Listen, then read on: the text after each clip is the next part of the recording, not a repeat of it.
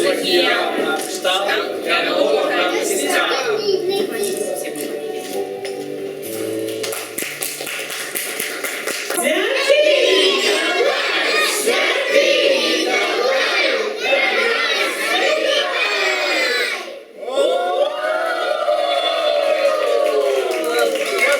До вас, без снегу шмат было всю дорогу. Эй, люди, накормите оленів, я не стомилися.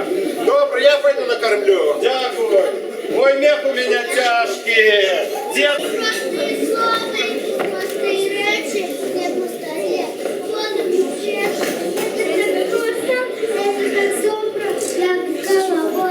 Дякую. Повернівся, дівчинка, туди. Простые речи, простые слова, простые речи. Придет ко мне, сегодня порой, что так скажу. Если останется, я не знаю, никаких заниматься на кафе. Простые слова, простые речи. А що ж, батьки не допомагають? Ну, дякую, дякую. Як твої справи? Що будеш робити сьогодні? Женя Беларусь.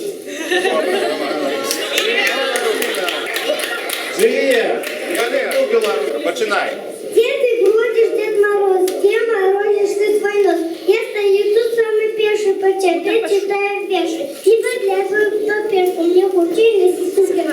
Лиза, Настя и Оксана не стоят так само. Все правнуки пригожи на районе, и вся рожа потерпела на смайлики. Где все наши подарунки? Молодцы. А Лиза, Настя и Оксана, это твои сябры? Добре, давай. Не сядется в хате хлопчик самому. Дівчина горочка тягнет самки в дому. Мамочка, голубка просит у садила. Может, ты за речку погулять пустила. Я не буду дома. Зараз вернуся. И на речку в сад поварюся. Ну иди побегай, только пробейся. Да природи в колонку, сыну не уборися. Радости рассолим хлопчик маму. Иди посмотрись, что тебе есть.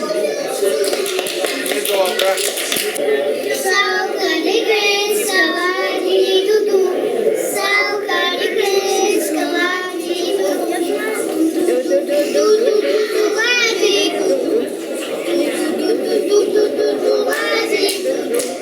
Лади-листа, весёлая каяду. Лади-листа, весёлая каяду. Ду-ду-ду-ду-ду-ду-ду-ду, дай каяду.